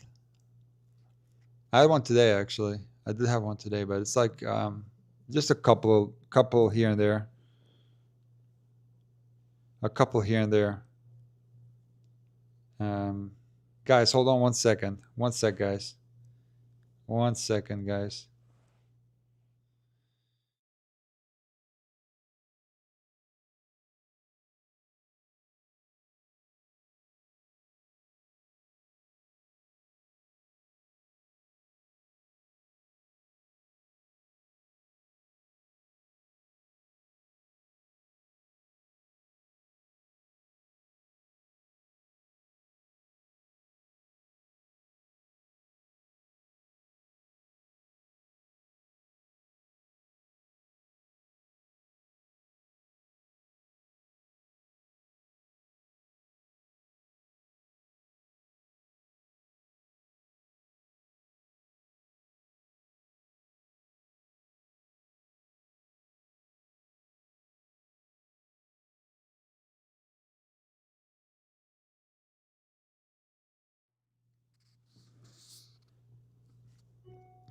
Um, I was talking about how many lessons I'm teaching. Yeah, I had one today, but it's not that much. It's not that much. It's been like that for last probably since 2020. That's when my uh, prior to that maybe I was doing a little bit more, but my YouTube has been pretty good from the get go. Like it's when I started, it started doing well right away. So um, my focus has been the online presence. All there's not just YouTube. There's a lot of different things to it, but it's my online work that takes a lot of time. I just don't have time to teach, but I still go out there on the court because I feel like I need to go out there and actually be on the court at least like a little bit because I miss it. I think it's great, but I just don't have time, unfortunately, to do more. I will have people that come to see me, and I will make an exception for that. Like people come to see me from all over the world, all over the United States. I've had a lot of people from Europe that have come over, and they'll stay for a week and they'll play like an hour a day or a couple hours a day. I will do that occasionally. So sometimes it's maybe a little bit more than 5 to 10 hours a week. Maybe it's like maybe 20 hours a month. But it's like it's very little because again, like what I'm doing online is so time consuming. It's it's a lot of work, to have a well. Let's just focus on the YouTube channel, not even my website and all that. To run a YouTube channel like this successfully and make a living from it, it's a full-time job and it's 24/7. It's nonstop, And then so um, I think eventually, if I stop doing this, or if this stops, like stops being successful or whatever, which certainly can happen, I'll go back to teaching. I don't mind that. I don't mind that at all, and I'll probably teach a little bit more then. Um, I certainly would never stop posting and making videos. I'll even do it for free, but not at this level, because this is like a whole different level of it. I'll probably still do it, but like I said, eventually you'll probably teach a little bit more. Tennis Fun 05. What's your main income source then? Well, listen, it's if you are on the internet, if you're a content creator, there's multiple income sources. There's probably like at least between 5 and 10 different ones. You put it all together and you make a living on the internet. But it's not easy. It's not easy, but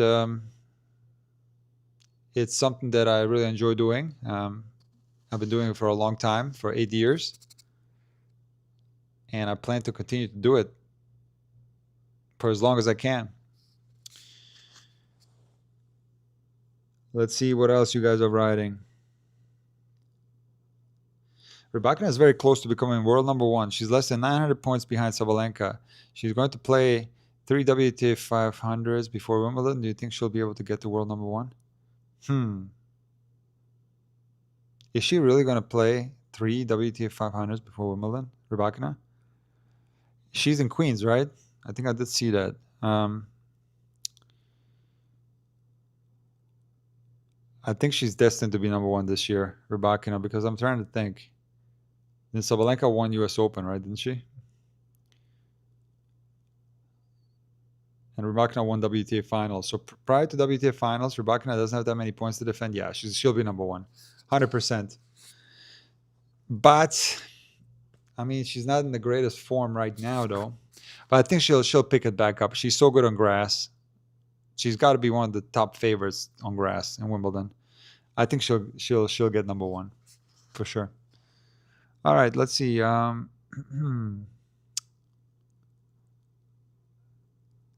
Let's see what else you guys are writing. Oh, that's a good one. Who do you think has more potential, Fonseca or Horar? That's a great question, Blue Hopes 2001. Well, I think they're very similar. And they played each other once in Madrid. Horar won. That's the match where Fonseca kind of went away mentally in the third set. He smashed his racket, remember? I live streamed that one. So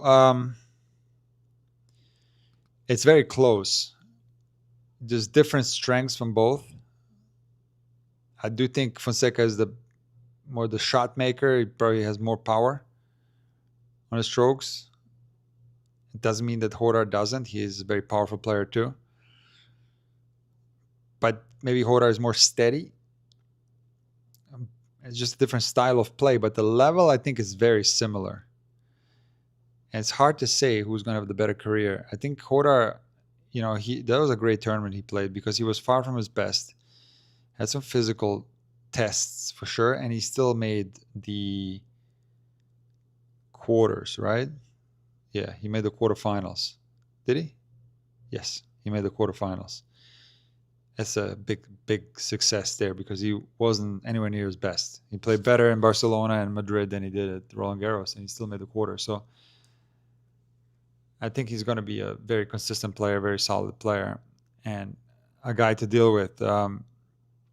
Fonseca, again, like I said earlier, it's a different player. So I think those guys are the future for sure, but there's other guys too we have to take into account.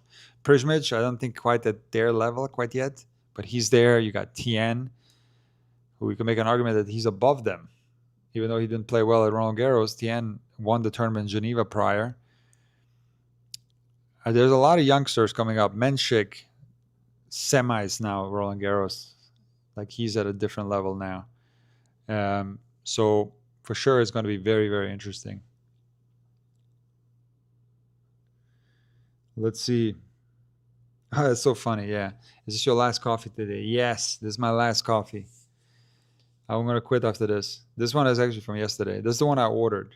I ordered a coffee yesterday from Uber Eats when they went 5 after the 4th set, because somebody said if they go 5, I'll buy you a coffee or something. So give me a super chat. So I was like, okay.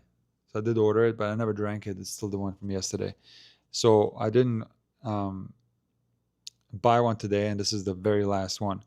I love the Rafa Netflix documentary. Anita, yes, that was incredible. Incredible. Are you going to any ATP 500 Masters or Grand Slams this year in person? No, I don't think so. Because I covered them, at a very intense level. So no, there's going to be no way I'll go to any of them. What do you think about Maja Chwalinska? I already talked about her earlier. You can try to rewind it. I don't know when it was exactly, but certainly I discussed it quite in depth.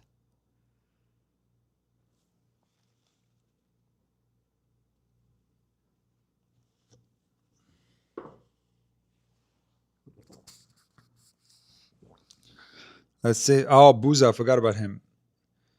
Oh yeah, I think Buse has big chances to be top 20, maybe even top 10. I'm super impressed with Buse. In fact, I had him going in the quarters to face Djokovic, but he lost to Rublev in the first round. Rublev played a good match, and Buse had physical problems in that one.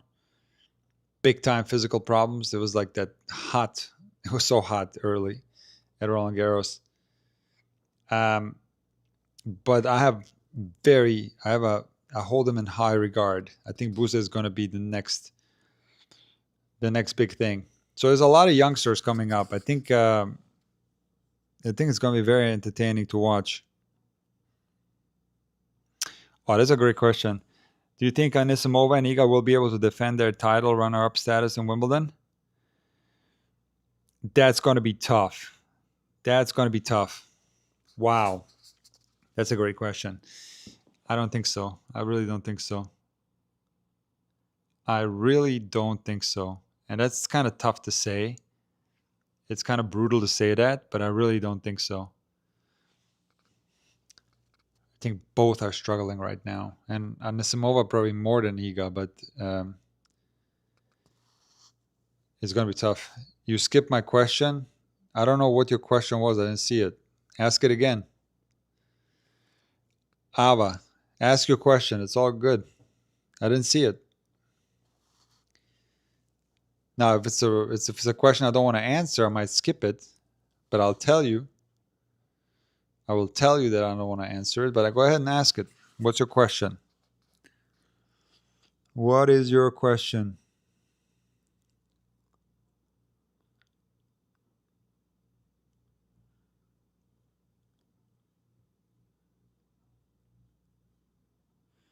Thoughts on Berrettini? I mean, he did a phenomenal job. Getting to the quarters. That was amazing.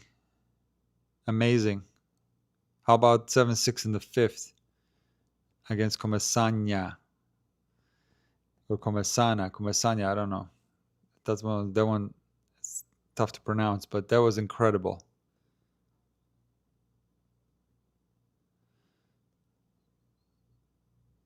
How big of a factor? I'm not going to get into that. I'll skip that one. Man, I'm sad I can't hype the vid. Listen, it's a live stream. You can't hype a live stream, but you can hype it once it's uploaded as a regular video, I think. Let's see here.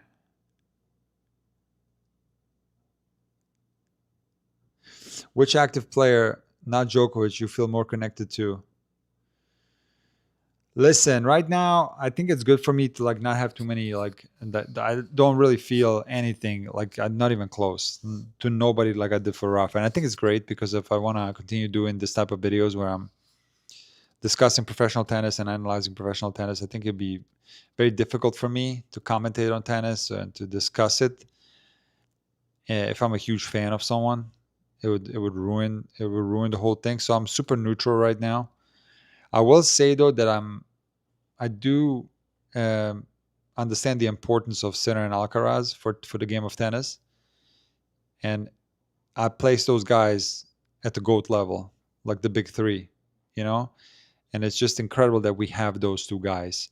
But I want them to be health. I want them to be healthy, and I do think seeing those guys in a lot of finals. Of course, not every final. I think maybe what happened this year at Roland Garros is good for the game. I don't know, but certainly we can't forget last year's final. I mean, we want to see that as often as possible. Maybe not every single time, because that is the best thing tennis has to offer. So that's the only thing I'm connected to. Is like I want those guys to do well and be healthy and to perform at the best level. And I think it's good for the game of tennis. Oh, okay, I got you, Ava. About Rafa documentary. To what extent is it ethical to train a player through pain? Listen, it's completely unethical. And it's not that they did that to him. It was all Rafa. They, like I told you, they were telling him to stop. This was all Rafa. That there was a whole, I don't want to ruin it. I don't want to spoil it for you guys, but there was a guy who was like telling him not to take anti-inflammatories. Like this was Rafa. This was not the team like forcing him to play or anything like that. This was all coming from Rafa. They were doing the smart thing and telling Rafa, listen, don't take the inflammatories, don't play. They were like the sensible ones. It was Rafa who was the ultimate competitor and decided to. I don't even know how he played those matches. I'll be honest. Like to go on the court injured with pain through his entire career, pretty much. I mean, it's so incredible. I don't know if you guys ever played injured. It's a nightmare, and take anti-inflammatory medication and painkillers and all that. It's crazy. It's not fun to play with pain. And to do it at that level, at the ultimate level, at the absolute highest level, like so many matches where, like for example, that 6-hour match in Australia, and the guy was in pain, And how about him playing at Wimbledon because he did something to his knee somewhere. He did something to his knee somewhere. I forget now where. And then he still won everything on clay with the knee injury. And that was the reason why he couldn't play on grass anymore, because Rafa was incredible on grass, like one final after another. And all of a sudden, there were some weird results. He lost to Russell, Darcis, Dustin Brown, Nick Kyrgios, right? And that was because of the injuries. Now, credit to those guys that took him out. But Rafa said in the Serve podcast interview that once he got that knee injury, he couldn't. The grass is the absolute worst for the knee. Once he got the knee injury, he couldn't really compete on grass anymore the way he wanted to, So, but yeah, back to your question, Ava. It's not ethical when your player. Listen, it's a very delicate thing. Like when my players tell me, they're hot or they're struggling or there's some hurts, I tell them, listen, stop. Listen to your body. Your body's giving you signals. You got to stop. I would never force somebody to play through pain. Are you kidding me? It's dangerous. Very dangerous. Can make something that's already injured worse, right? And the same goes for any type of physical issues in regards to the conditions, the heat, and all that. So, as a coach, you have to be very careful and not, push someone. It's completely unethical to do that. I think Uncle Tony pushed him and created that mindset, says Raja. I don't think so. I really don't think so. I think maybe they did Uncle Tony a little bit dirty in that one with the split and all that. maybe that shouldn't have been made public. And I don't know how much. Listen, this is maybe Rafa had. Listen, I don't know how it worked with the director of the thing and how much control Rafa had and all that, but I hold Uncle Tony in high regards, and he did come off as this guy who's like, tough, and he told Rafa to practice a lot, and it was all about reps, and the solution was often more work, but we don't know that he forced Nadal to play through injuries. I didn't hear that, so you can't really put that on Uncle Tony. Don't think you can. Again, I think that was all Rafa right there. That was all Rafa playing through all that.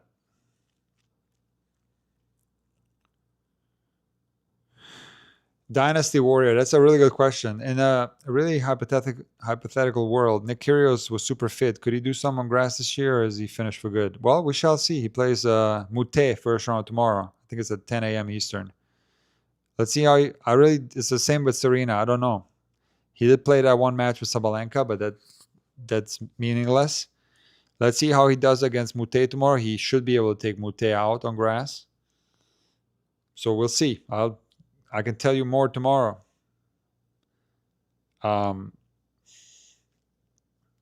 His potential is sky high on grass, but he has been off the tour for a while, Kyrgios, and I don't know if you can just come back like that and be at your top level. We have to see. Do you think Sinner was a little bit greedy on the winning most clay titles on clay? I don't think so. I think his schedule was okay.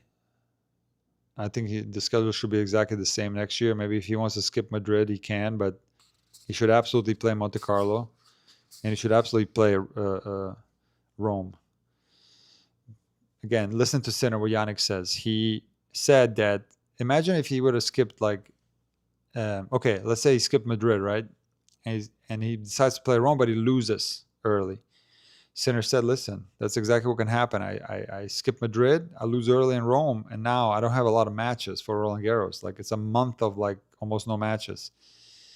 That's what he said. So that's why he decided to play both. Now, what about Madrid and then no Rome? Well, Sinner said, listen, now that the Masters Series tournaments are 2 weeks, that would mean 3 weeks of no matches prior to Roland Garros if he skips Rome. So you have to listen to him. He doesn't think that's a good idea. So you can expect him to play everything next year again. And hopefully they're going to, figure out what was going on and, physically, so that it doesn't happen again. Or maybe they have some kind of solution for it when it does happen again. We shall see.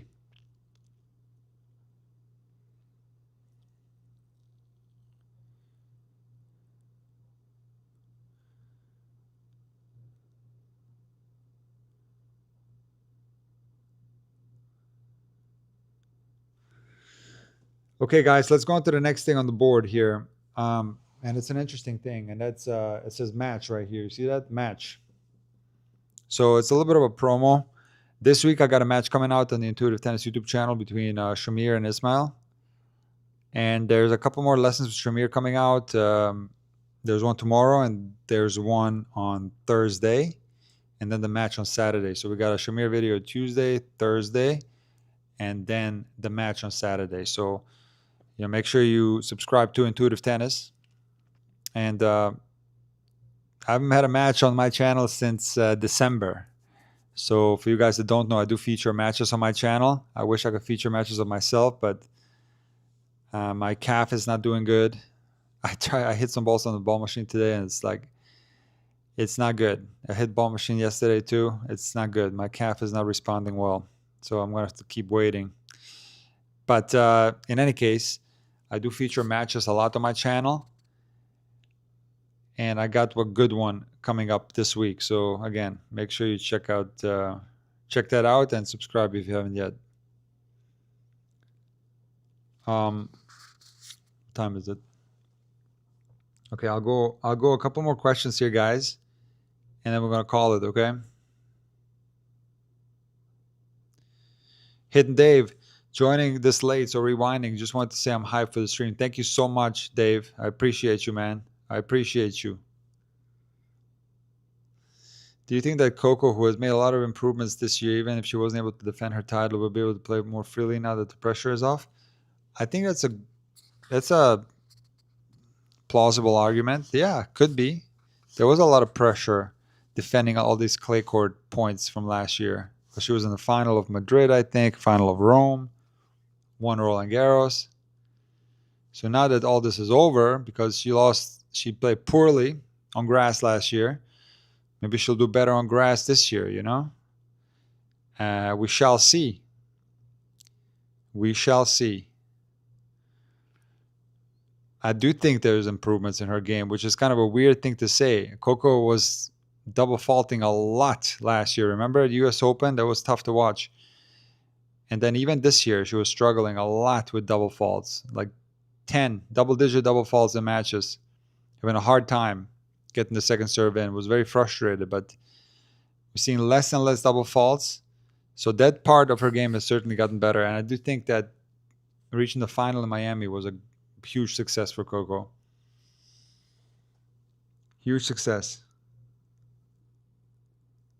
Okay, that's a good question. I already answered this one, but I don't mind answering this one again. From Bob, do you think Zverev has a better chance of beating Sinner now after winning Roland Garros? He's lost a lot of times in a row now, but maybe his confidence will be higher now. I don't think so. And it's because of the skill level. I really don't think so. Because he didn't lose those matches. He didn't lose those matches mentally against Sinner. He really didn't. I mean, remember the Madrid final? That was all pure skill. Now, you can make the argument that, okay, maybe Sinner won't play like that again. He'll play worse and make more mistakes. Then, of course, Zverev has a chance. But I'm talking about the top-level Sinner. I don't see it. I just don't see it. I don't see Zverev taking him out.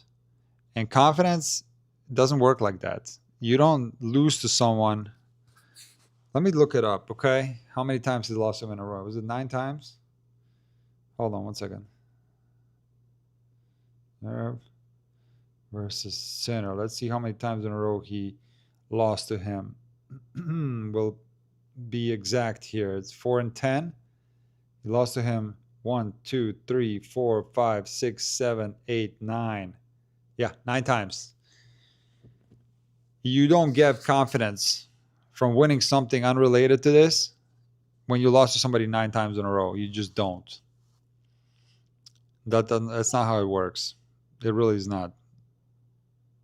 The guy got him 9 in a row. Again, this is dependent on like top-level Sinner. So if Sinner gets into a slump and he doesn't play well or has physical issues, that's a different story. But I'm talking about the Sinner that we saw in the clay court season at the Sunshine Double. That level of Sinner will beat Zverev a bunch more times in a row. And I think it's worse at a best-of-5 match. It's more chances in a best-of-3. So, yeah. It's brutal to say that after the guys won a Grand Slam tournament, but I think it's the truth. That's how I see it. That's how I see it, guys. Okay, let's see what else. Zverev has more chance to beat Sinner on a quick, hard surface. He can protect himself with the serve, but then he has to break, which is very difficult to do on hard courts against Sinner nowadays. Yeah, Dynasty Warrior, I agree with you. I think the slower the surface, which is so weird, and I talked about this in my videos, the slower the surface, the better it is for Zverev, generally speaking. That's why I think his best tennis is like a cold day on clay, because the ball doesn't bounce as high. Gives him a little bit more time because time is Zverev's friend.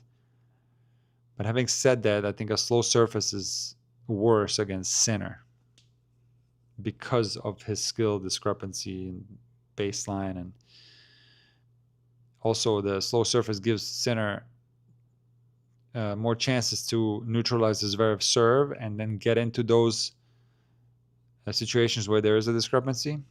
i.e. baseline rallies. So yeah, I agree with you. The fast surface, where Zverev can just hold serve, which he's shown that he can do at the Vienna tournament. He lost 7-5 in the third. Didn't do that well at the ATP finals. And like I said, Paris, it wasn't really, Zverev was injured or sick. I don't remember. It was like 1-1. Couldn't really play. So yeah, I agree with you. Fast surface would be an advantage. But the thing is, like, I don't know where, I mean, it changes a little bit every year, but I think there is no such thing at the Grand Slam level. Not even at the Masters level. It's all medium fast. And medium fast is not fast enough. I think medium fast Sinner still breaks because he's such a crazy returner. I mean, he's, for a reason, number one returner based on ATP stats. So medium fast is not enough. Did you like the ceremony for Monfils? Yeah, I did a whole tribute to Monfils during my coverage as it happened.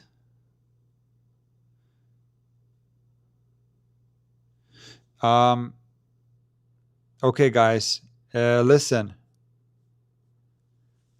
I'm going to let you guys go now, okay? It's been a couple of hours, I think.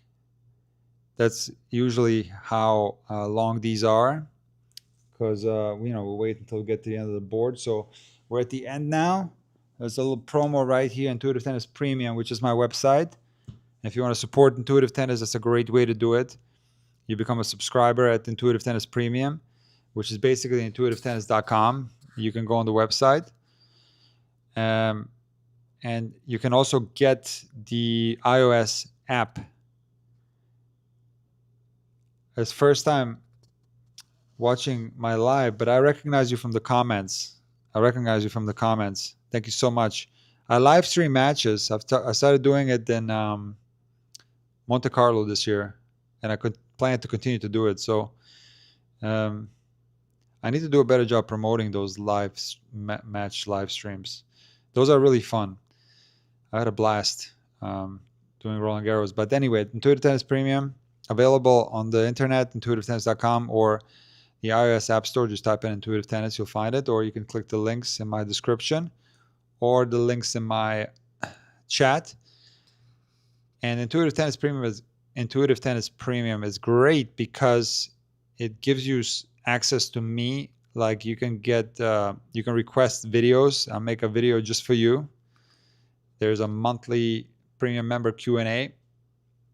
And I started doing this in 2022. So there's a lot of material there.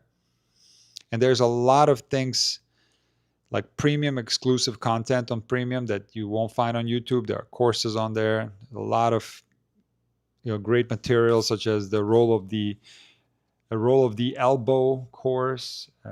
There's a role of the wrist course. There's a style versus fundamentals. There's a swing path mastermind. There's a lot of great content in there.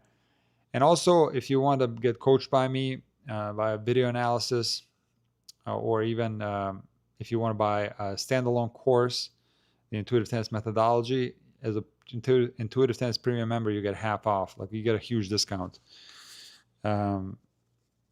So make sure, if you're interested, to subscribe to Intuitive Tennis. If you have any questions, feel free to email me at nick@intuitivetennis.com.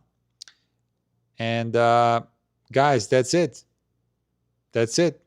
We did it. We've wrapped up Roland Garros. Do you guys have any more questions?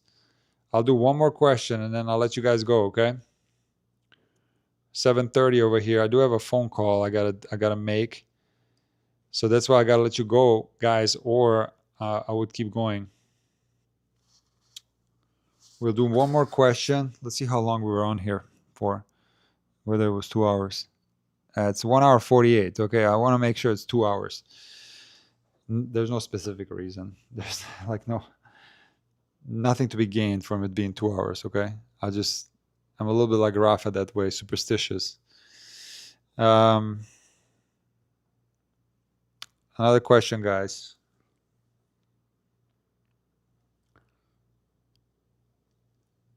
Oh, clarity. I'll use this opportunity to talk about my injury and give you guys an update. and I'll let you guys go. Nick, sorry about your injury, bummer. Yeah, so I was going to talk about it here. I forgot. So the matches, the fun ones are with me, especially now at my age. People, it's fun. I play against guys who are younger, and it's just fun. And I was planning to do this last year after I found a new racket, because I did a huge finding a racket series, and then I finally found a racket, and I was going to start playing matches, start training. I had it all planned out. I was super excited. I was going to get in really good shape, and then I started getting injured, and it's been a nightmare. It's been an absolute nightmare. I did play a few matches last summer, and those were really fun. Those were a blast, and they did quite well on YouTube. A lot of engagement, and the views are pretty good. So, unfortunately, I tried to play a match. Let's see, when was the first time? Yeah, I tried to play a match against a Mikey in December, and that's where I hurt my calf for the first time. And then I took a bunch of time off. Then I played a set against Milan, who I used to feature on my channel a lot. Milan doesn't live here anymore in this area. That's why he's not on the channel anymore, but he'll be back.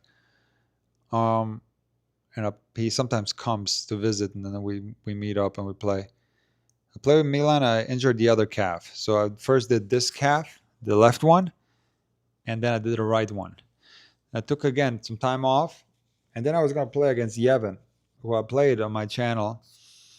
And it was like really my fault, because it was during Indian Wells, and I was so busy. I don't think I was live streaming in Indian Wells. No, I wasn't live streaming yet there, but I was like doing daily coverage of Indian Wells. And I was so busy and stuff, and I had completely forgotten that I scheduled a match with him at like 9 a.m. And he called me, and he's like, "Oh, Nick, are you coming?" And I'm like, "What? Oh, man, I forgot." So, I'm the type of guy, like, I'm not going to let this guy sit there and just drive home, because he came all the way from Miami. So I was like, okay, just give me 10 minutes. I'll be right there. So I threw on my clothes, went over there, and I played. It was a huge mistake. I was completely out of shape at the moment in time, because that was the first time I played, actually, from after hurting my calf against Milan. It's been like maybe a couple months since then, because I played against Milan, I think it was like December, over Christmas. And this was, Indian Wells was what, March, right? So it's been maybe like 3 months. And I went over there completely out of shape. My mom was like still here. I was overweight, out of shape. I was like, "Oh, let's play." Yeah, I was like, I was not ready for that one. And I completely destroyed my calf in that match. And I actually played pretty well in that one. I was actually I held serve, was 3-2, I think. I held serve the whole time. I was serving well, probably because of the extra weight. I was getting more power, more pop. But I completely blew out my left calf to the point where I couldn't even walk. I thought I hurt my Achilles. And I asked Yevon whether it'd be okay to record some segments on the changeovers, because I think I was covering the Kovacevic-Djokovic match and Andreeva Siniakova on that day. I remember it. And I did that, and I showed people where I got hurt in that video, because I was recording, and I showed myself limping. I could not walk for like 3 weeks. I couldn't walk at all. On the first week, I couldn't walk at all. It was terrible. And it's still not perfect. I guess it hasn't been that long, and that's such an easy injury to re-injure. It's so easy to re-injure your calf, because I remember back when I played clubs in Europe, I had the calf injury one summer, and I played with a calf injury the entire season because I needed the money. I played with a calf injury, and I remember it being bandaged up, and it didn't go away for like a year. But this was to the point where I couldn't walk, so there was some real damage done, and yeah, I can't play any matches. I don't really see myself playing matches anytime soon until my calf feels better. I have been trying to hit here and there, like I hit on the ball machine yesterday. I was doing a video, and I hit on the ball machine today. I did another video earlier, and I do, like I told you guys, I do give lessons here and there, and I can do stationary hitting, no problem, but I'm very careful making any like crazy movements. And Simone is coming. Simone, come. I'm going to put the board away, bud.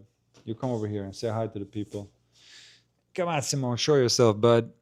There's Simone, the big boy. There you are. Good job. You come on the camera at the very end, bud. Okay, you guys saw Simone. And now it's time to say goodbye, okay? Again, I don't know when I'll be live streaming next. I was thinking about doing Kyrgios tomorrow, but I can't. I can't do it. I think it's at 10 a.m. I can't do it, but maybe I'll pick another match this week. We'll see. And again, we got a couple of Shamir videos coming out. One tomorrow, one Thursday. We got a match with Shamir on Saturday. And we're going to, for sure, cover these tournaments in Monday morning tennis rants. So I want you guys to stay tuned to Intuitive Tennis. Subscribe to Intuitive Tennis Premium. And I'll see you guys then. Simone, you want to say something? Yeah, you want to say something? Huh?